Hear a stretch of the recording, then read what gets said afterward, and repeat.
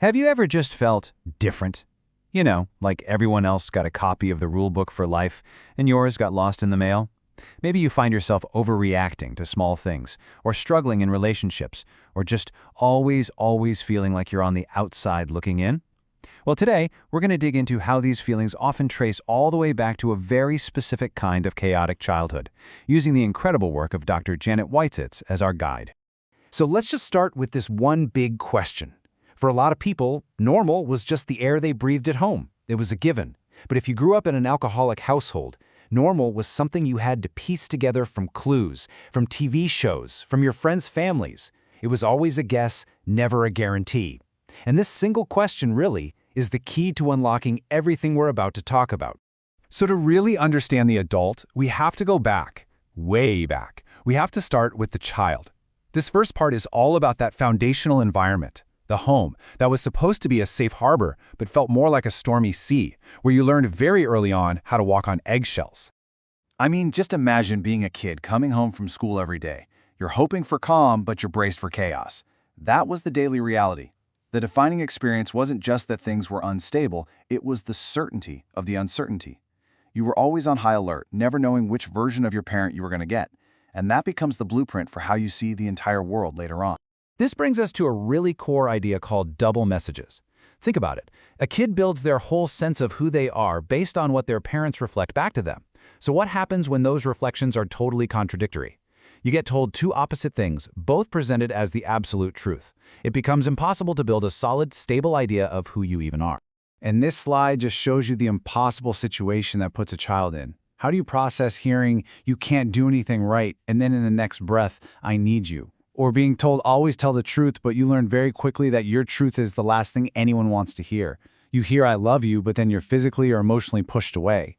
As a kid, you don't pick one, you internalize both. And that creates this deep, chaotic confusion about your own worth, about reality itself. Okay, so what happens when that kid grows up? Well, that childhood of just constant inconsistency creates an adult who carries that outsider feeling everywhere. You're always trying to crack the code, trying to figure out the rules of normal life that it seems like everyone else just knows. Without a healthy, predictable baseline at home, things like TV shows weren't just entertainment. For a lot of kids, they were like documentaries of how normal people lived. These perfect, happy families on screen created this impossible standard of normal that felt a million miles away from your reality, which only made you feel more isolated. And this quote from Dr. Woititz just gets right to the heart of it.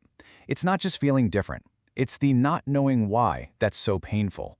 You see everyone else moving through the world so easily, and you just can't pinpoint what it is about you that's off. That feeling of being an imposter can stick with you for a lifetime. So, where does this childhood blueprint really show up? Well, let's talk about one of the biggest areas: intimate relationships. It turns out, those old patterns of chaos and trying to earn love get replayed over and over again when we look for a partner. This little snippet of a poem just captures that central conflict perfectly. That push-pull dynamic. That I need you close, now get away from me feeling. That's what felt like connection in childhood. So as an adult, it has this magnetic pull. You end up terrified of true intimacy, but at the same time, you're desperate for it. And this might sound totally backward, right? I mean, isn't a stable, loving partner the goal? But for someone who is raised in chaos, predictability can feel, well, kind of boring. It doesn't have those dramatic highs and lows that you learn to associate with love. A healthy, available partner can feel so unfamiliar that it's actually unsettling. And here's the real kicker. You often find yourself drawn to inconsistent partners because that emotional roller coaster feels familiar. It feels like home.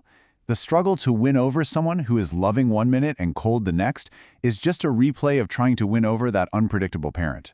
A little crumb of affection feels like a huge victory, but a steady, reliable supply of it feels foreign.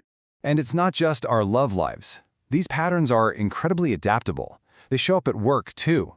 For a lot of people, the office can become a kind of substitute family, a place where all those old roles and reactions get played out with your boss and your coworkers. So you might see some of these behaviors pop up.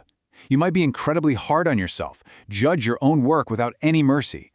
You might have a deep fear of losing control, or take your job so seriously that you're just a prime candidate for burnout. And a big one is having a really hard time with authority figures, who can unconsciously get cast in that role of the critical parent. Let's make this real with an example. Dr. Woititz tells the story of Jean, a key punch operator who was terrified of a new machine. Her trainer was really critical and wouldn't give her clear instructions.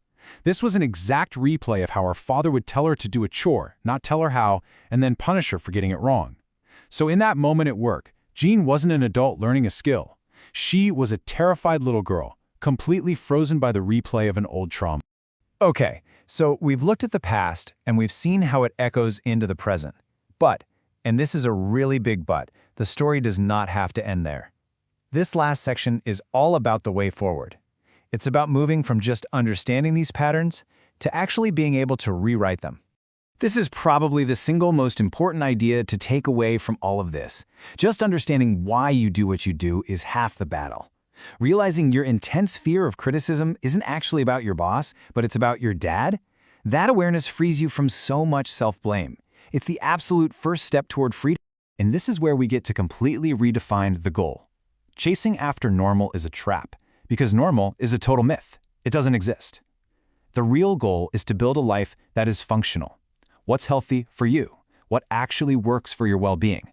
What's in your best interest? That becomes the new North Star. So what does that path look like? Well, it boils down to these key steps. First, acknowledging the past and how it shaped you, without judgment.